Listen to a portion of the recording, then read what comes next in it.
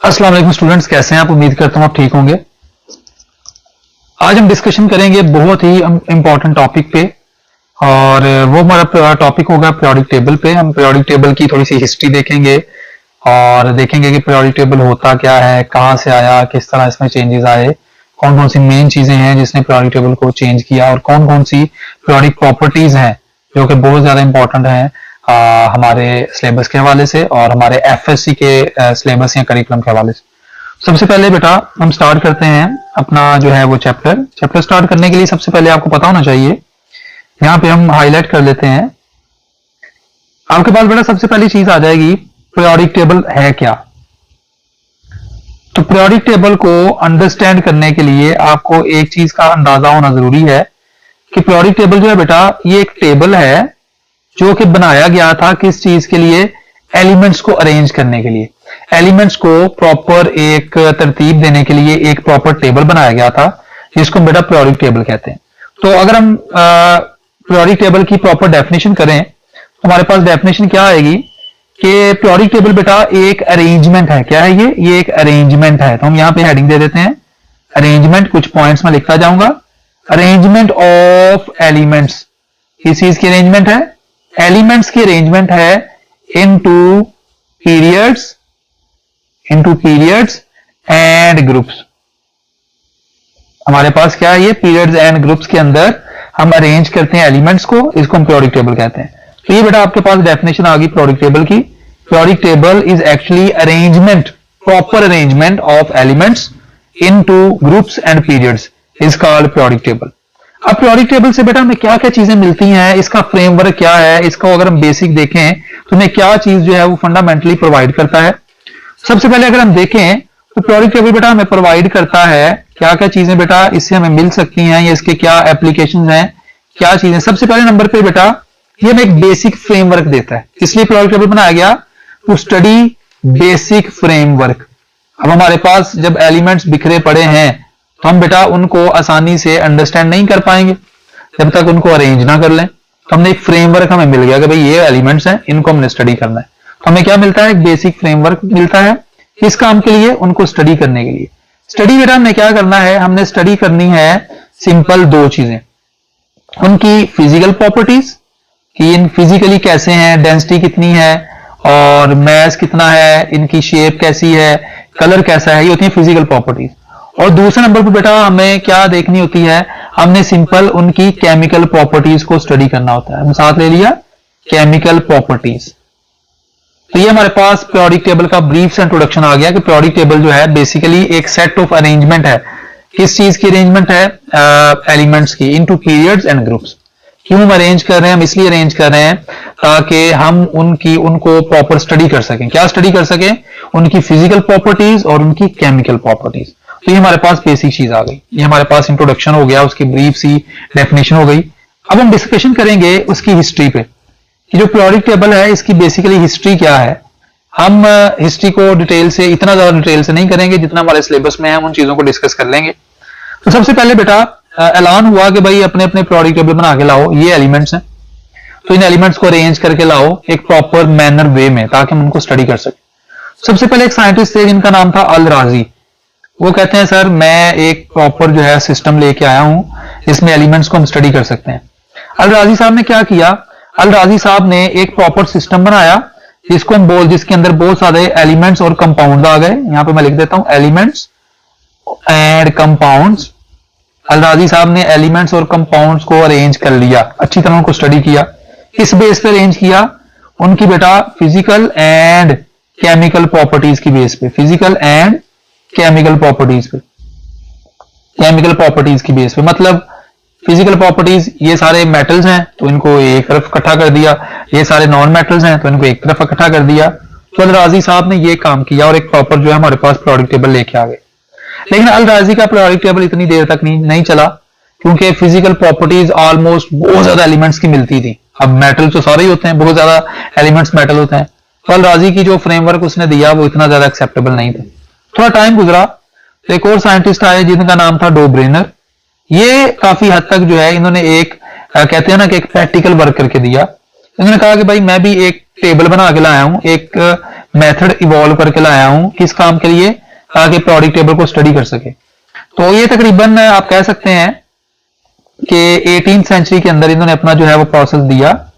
हम इसको यहाँ पे स्टडी करते हैं, हम यहाँ पे डेट भी मेंशन कर देते हैं, ऑलमोस्ट 1830 या 1829 के अंदर इन्होंने अपना कॉन्सेप्ट दिया। इन्होंने क्या कहा, इन्होंने बेटा ग्रुप्स बना दिए छोटे मोटे, जिनको हम बोलते हैं ट्राई एड्स, ठीक है। इन्होंने ट्राई एड्स बना दिए। ट्राई एड्स क्या होते हैं? ट्राई एड्स बेटा तीन तीन एलिमेंट्स के, क्योंकि ट्राई आ रहा है ना, ट्राई एड्स तीन तीन एलिमेंट्स के ग्रुप्स थे, जिनमें दो एलिमेंट्स का जो एटॉमिक मास का एवरेज था वो किसी तीसरे एलिमेंट के जो है ना एटॉमिक मास के बराबर आ रहा था। इसकी हम एग्जांपल करते हैं, पहले हम इसको जो है वो थोड़ा सा एक्सप्लेन कर देते हैं कि ट्राइएड होता क्या है। ट्राइएड होता है group of three elements, group of three elements. इसने काफी ज्यादा काम किया था डोब्रेनर ने। इन्होंने वो एलिमेंट्स ढूंढे कि उनमें से दो एलिमेंट्स का जो एटॉमिक मास है उसको सम करें और उसका एवरेज लें, तो जो तीसरा एलिमेंट है उसके एटॉमिक मास के इक्वल आए। तो ये बहुत बड़ा कारनामा है, बड़ी स्ट्रगल चाहिए थी इसके पीछे।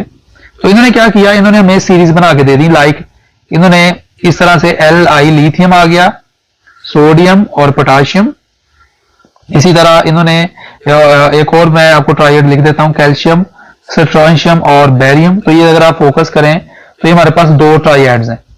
अगर आप इनमें सेंटर वाले का अगर देखते हैं, सपोज करें ये जो सोडियम है ये आपके पास एक ट्राइएड है, लिथियम, सोडियम, पोटाशियम, और ये आपके पास दूसरा ट्राइएड है, कैल्शियम, स्ट्रोंशियम और बेरियम। तो जो सेंटर वाला एलिमेंट है इसका जो एटॉमिक मास है, सिंपल एटॉमिक मास को हम ए से रिप्रेजेंट करते हैं, तो इन दोनों के एटॉमिक मास के एवरेज के बराबर है। तो हम एग्जांपल ले लेते हैं। लिथियम का बेटा होता है 7 और पोटाशियम का अगर देखा जाए तो होता है 39। अगर इनका एवरेज लिया जाए तो आपके पास ऑलमोस्ट आता है 23। ये जो 23 आया है वाकई सोडियम का 23 होता है, बिल्कुल सही, ये ट्राइएड ओके है। अगर हम कैल्शियम की बात करते हैं, कैल्शियम का होता है 40 और बेरियम का होता है बेटा 137।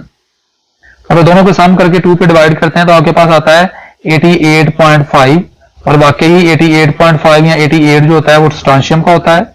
तो ट्राइएड जो है वो एक्सेप्ट हो गए। डोब्रेनर का जो वर्क था वो काफी हद तक एक्सेप्ट हो गया कि डोब्रेनर साहब आपने जो हमें फ्रेमवर्क दिया है वो काफी हद तक ओके है, हम इसको एक्सेप्ट करते हैं। लेकिन बहुत ज्यादा ट्राइएड्स नहीं बन पाए, क्योंकि जरूरी नहीं है कि हमें तीन ऐसे एलिमेंट्स मिल जाएं जिनका जो एटॉमिक मास का दो का जो एटॉमिक मास का एवरेज है वो तीसरे का आए। तो इस वजह से ये भी थोड़ा सा लिमिटेड कॉन्सेप्ट था। तो डोब्रेनर साहब ने कहा कि यार मैं तो इतने ही एलिमेंट्स को कलेक्ट कर पाया हूं, तो इससे ज्यादा मुझसे नहीं हो सकते। फिर क्या किया गया, फिर एक और साइंटिस्ट आए जिनका नाम था न्यूलैंड, हम उनको भी हाईलाइट कर लेते हैं। न्यूलैंड साहब ने क्या किया, न्यूलैंड ऑलमोस्ट 1864 में आए। न्यूलैंड ने बेटा अपना दिया लॉ, जिसको हम कहते हैं law of octaves. Law of octaves इन्होंने दिया बेटा 1864 के अंदर। इस लॉ ऑफ ऑक्टेव्स के अंदर क्या क्या मतलब है, ऑक्टेव का मतलब होता है बेटा 8 से रिलेटेड, मतलब नंबर 8। इन्होंने 62 एलिमेंट्स को अरेंज कर दिया, ठीक है। ये बहुत बड़ा कारनामा था, 62 एलिमेंट्स। हम यहां पे लिख देते हैं क्लासिफाइड 62 एलिमेंट्स, 62 एलिमेंट्स। तो ये इनका जो कॉन्सेप्ट था वो काफी हद तक जो था वो एक्सेप्टेबल था। इसकी रीजन क्या थी, क्योंकि इसमें बहुत ज्यादा एलिमेंट्स आ रहे थे। उसके बाद अगर अगली बात की जाए तो इन्होंने बेटा किस बेस पे अरेंज की एलिमेंट्स, वो बेस क्या थी, फ्रेमवर्क क्या था। तो जो बेस थी जिसके ऊपर एलिमेंट्स को अरेंज किया गया था वो बेस थी बेटा increasing order of their atomic mass. इन्होंने एटॉमिक मास के ऑर्डर में लगा दिया। फॉर एग्जांपल किसी का एटॉमिक मास 1 है तो लेफ्ट साइड पे 2 है, वो यहाँ पे 3 है, वो यहाँ पे। तो इस तरह इन्होंने एलिमेंट्स को उनके एटॉमिक मास की बेस पे अरेंज करना शुरू कर दिया।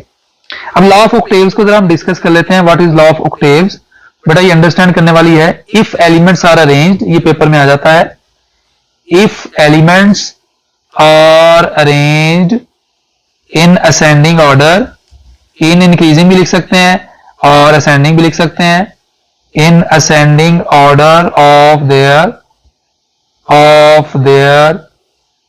क्या भाई atomic mass, simple of their atomic message, atomic message every eighth को मैं ऐसे भी लिख देता हूं, every eighth element had same properties in common with first one, in common with first one, first one. तो ये एक बहुत बड़ा शाहकार था और वाकई ये काफी ज्यादा एक्सेप्टेबल चीज थी। इन्होंने कह दिया कि अगर हम एलिमेंट्स को अरेंज करते हैं इस तरह से, मैं यहाँ पे इनका प्रोडक्ट टेबल भी आपको दिखा देता हूँ जिन्होंने बनाया। इन्होंने बेटा इस तरह से एलिमेंट्स को जो है वो एक्सप्लेन किया। यहाँ पे मैं रेड कलर से एलिमेंट्स को ड्रॉ करूंगा, lithium, beryllium, boron, carbon, nitrogen, oxygen, fluorine, और फिर आगे सोडियम, और उसके बाद magnesium, aluminium, silicon, phosphorus, sulphur और क्लोरीन। तो इन्होंने देखे एलिमेंट्स को इस तरह से अरेंज कर दिए। इस तरह बाकी एलिमेंट्स भी नीचे आते जाएंगे और इन्होंने तकरीबन कैल्शियम तक ये कारनामा किया। और आप फोकस करें, लिथियम का बेटा एटॉमिक नंबर 7, एटॉमिक मास 7 होता है। उसके बाद इसका आता है 9, इसके बाद इसका आता है 11। इस तरह इनके एटॉमिक नंबर यहां तक 19 तक चले जाते हैं। तो ये आपके पास फर्स्ट एलिमेंट है लिथियम, और आपने इंक्रीजिंग ऑर्डर के साथ अरेंज किया, लिथियम पहला, बेरिलियम दूसरा, बोरॉन तीसरा, इस तरह करते करते ये 7th फ्लोरीन, और 8th एलिमेंट सोडियम आता है। तो 8th एलिमेंट की प्रॉपर्टीज और लिथियम की प्रॉपर्टीज फर्स्ट वाले की मैच करती हैं। इसको बोलते हैं लॉ ऑफ ऑक्टेव्स, कि जब हम एलिमेंट्स को अरेंज करते हैं उनके increasing order of their atomic message की बेस पे, जो 8th एलिमेंट होता है वो फर्स्ट एलिमेंट से मैच करता है इन रिगार्डिंग देयर प्रॉपर्टीज। तो ये हमारे पास उनका था, लेकिन इनका भी काम सिर्फ बेटा कैल्शियम तक चल सका। उसके बाद फ्यूचर में बहुत सारे नए एलिमेंट्स जो है डिस्कवर हो गए, तो ये वाला जो इनका रूल था वो काफी हद तक रूल आउट हो गया। तो ये भी काफी ज्यादा जो है वो परेशान हुए कि भाई मैंने इतनी मेहनत की है, और काफी दिनों तक, काफी सालों तक इनका जो कॉन्सेप्ट था वो एक्सेप्ट किया जाता रहा। लेकिन जैसे जैसे मजीद फर्दर एलिमेंट्स डिस्कवर होने लग गए, तो जाहिर है जरूरी नहीं है कि हर फर्स्ट एलिमेंट की 8th एलिमेंट के साथ प्रॉपर्टीज मिलती। तो वो फिर थोड़ा सा कह सकते हैं ना कि थोड़ा सा ड्रॉबैक आ गया, और हमने इनको भी पढ़ना बंद कर दिया। फिर उसके बाद एक बड़े ही, आपको पता है मायनाइज, जिनका हम पीरियोडिक टेबल मोस्टली पढ़ते हैं, उनका नाम था मेंडलीव। तो फिर हम पढ़ लेते हैं मेंडलीव्स पीरियोडिक टेबल। मेंडलीव साहब जो हैं, इन्होंने अपना जो है वो पीरियोडिक टेबल दिया, वो भी आपके सामने मैं डिस्कस कर दूंगा। और इनका पीरियोडिक टेबल जो है वो ऑलमोस्ट 4-5 साल बाद न्यूलैंड के हमने एक्सेप्ट किया, ऑलमोस्ट आप कह सकते हैं 1869 के अंदर। इन्होंने बेटा एलिमेंट्स को इसी तरह से अरेंज किया, लेकिन इन्हें स्पेसिफाई नहीं किया। तो यहां पे मैं इनका भी रूल लिख देता हूं। इन्होंने कहा कि जब हम एलिमेंट्स को अरेंज करते हैं by increasing order of their atomic message, तो मैं यहां पे एटॉमिक मैस ए के साथ रिप्रेजेंट कर देता हूं। तो क्या होता है, तो उनकी जो प्रॉपर्टीज हैं बेटा, केमिकल प्रॉपर्टीज वो रिपीट होती हैं, chemical properties repeat in a periodic manner. अब यहां पे आप देख सकते हैं कि मेंडलीव साहब ने जो है वो थोड़ी सी गेम चलाई।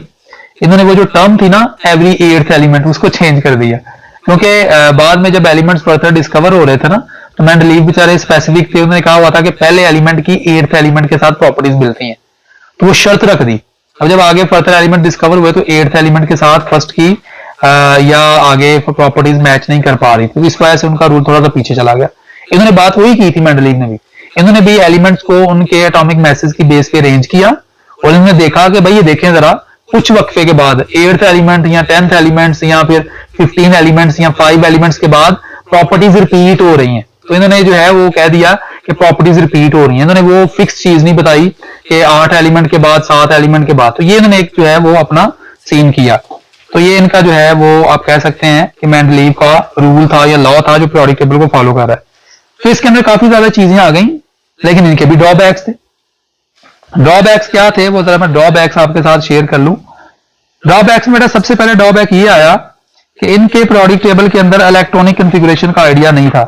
No idea of electronic configuration. इन्होंने जो है, इन्होंने जो पीरियोडिक टेबल दिया, उस पीरियोडिक टेबल से हमें कोई आइडिया नहीं हो पा रहा था किस चीज का, इलेक्ट्रॉनिक कॉन्फ़िगरेशन का। नंबर 2 पे हमारे पास जो हाइड्रोजन की पोजीशन थी बेटा, उसमें एरर आ रहे थे, errors in the position of hydrogen. क्या हाइड्रोजन एलिमेंट्स को कहां पे रखें, हाइड्रोजन एलिमेंट जो है ये कहां पे आएगा, फर्स्ट में आएगा, फोर्थ में आएगा, 7th में आएगा, हाइड्रोजन एलिमेंट की जगह कौन सी है। तो मेंडलीव वो डिसाइड नहीं कर पा रहे थे, उसमें प्रॉब्लम्स आ रहे थे।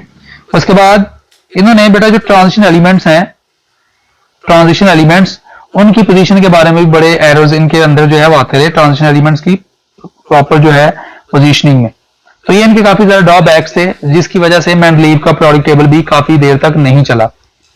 फिर क्या हुआ, लोगों ने कहा यार ये तो प्रॉब्लम पे प्रॉब्लम आते जा रहे हैं, एलिमेंट्स डिस्कवर होते जा रहे हैं, और जैसे जैसे एलिमेंट्स डिस्कवर होते हैं वैसे वैसे प्रॉब्लम बढ़ती जाती हैं। तो कोई हमें प्रॉपर फ्रेमवर्क मिल जाए, कोई प्रॉपर हमें प्रोडक्ट टेबल मिल जाए जिसको हम फॉलो कर लें और उसमें मजीद गलतियां ना हो। तो फिर उसी दौर में एक बहुत बड़े साइंटिस्ट जिनका नाम था मोजले, उन्होंने एक बहुत बड़ा कारनामा कर दिया। उन्होंने, बेटा मैं यहाँ पे लिख देता हूं मोजले, उनका नाम काफी ज्यादा हाईलाइटेड है हिस्ट्री के अंदर, प्रोडक्ट टेबल की हिस्ट्री के अंदर। मोजले ने ऑलमोस्ट 1913, जब बोहर अपनी थ्योरी दे रहे थे उस साइड पे, बोहर अपना एटॉमिक स्ट्रक्चर पेश कर रहे थे, वो भी 1913 के अंदर था। उधर से मोजले साहब ने अपना जो है प्रोडक्ट टेबल का जो है वो लॉ दे दिया। मोजले साहब ने क्या किया, इन्होंने एटॉमिक नंबर डिस्कवर कर दिए, एटॉमिक नंबर डिस्कवर हो गया। तो ये बहुत बड़ा शाहकार था, क्योंकि एटॉमिक नंबर जो है ना वो पहले डिस्कवर नहीं था, और जितने भी प्रोडक्ट टेबल्स आ रहे थे वो सारे के सारे एटॉमिक मैस की बेस पे थे, और एटॉमिक मैस में गैप्स आते हैं, और हो सकता है एटॉमिक मैस जो है वो प्रॉपर होल नंबर भी ना हो, फ्रैक्शन में भी हो सकता था। तो इन्होंने एटॉमिक नंबर डिस्कवर कर लिया, और जो एटॉमिक नंबर है आपको पता है कि एटॉमिक नंबर कभी भी फ्रैक्शन में नहीं हो सकता, ये हमेशा होल नंबर में होता है। तो होल नंबर में क्या होगा, 1 2 3 4 ऐसे। तो इस वजह से ये काफी कारगर था। और एटॉमिक नंबर जो है वो उसमें गैप्स भी नहीं थे, मतलब ऐसे नहीं था कि एक एलिमेंट जो डिस्कवर हुआ है उसका एटॉमिक नंबर जो है वो 1 है और जो अगला एलिमेंट है उसका 5 हो, तो मतलब गैप्स शॉर्टर थे, कम से कम थे। अगला 2 ही है, उन दोनों के बीच में कोई और नहीं हो सकता, 2 के बीच में 1.5 वाला कोई एलिमेंट नहीं आ सकता। तो एटॉमिक मैथ में तो आते थे, जैसे कि अगर ए का मैथ है, ए का एलिमेंट है ए, रैंडम बता रहा हूं, एक एलिमेंट ए है उसका एटॉमिक मैथ है 15, दूसरा एलिमेंट 16 डिस्कवर हो गया। तो हमें हम 100% श्योर नहीं थे, क्योंकि और एलिमेंट भी आ सकता है कि नहीं आ सकता, हो सकता है कि नया डिस्कवर हो जाता जिसका 15.5 होता, तो उसको फिर हमने दोबारा से जगह बनानी पड़ती। लेकिन एटॉमिक नंबर क्योंकि फ्रैक्शन में नहीं आता था, होल नंबर था, इसलिए इसको अरेंज करना और भी ज्यादा इजी था। तो मोजले साहब ने जैसे ही एटॉमिक नंबर को डिस्कवर किया, हमारे पास मॉडर्न प्रोडक्ट टेबल की, जो आप रिसेंट आजकल के दौर में जो आप प्रॉपर जो है वो पैटर्न देखते हैं, वो डिस्कवर हो गया modern product table. Modern product table को मैं यहाँ पे ड्रॉ भी करूंगा, इसके बारे में थोड़ी चीजें भी बताऊंगा, बड़ा इंपॉर्टेंट लेक्चर है, और देखते रहिएगा मेरा चैनल। इंशाल्लाह नेक्स्ट वीडियो में हम फर्दर इसको एक्सप्लेन करेंगे। Thank you so much, Allah Hafiz.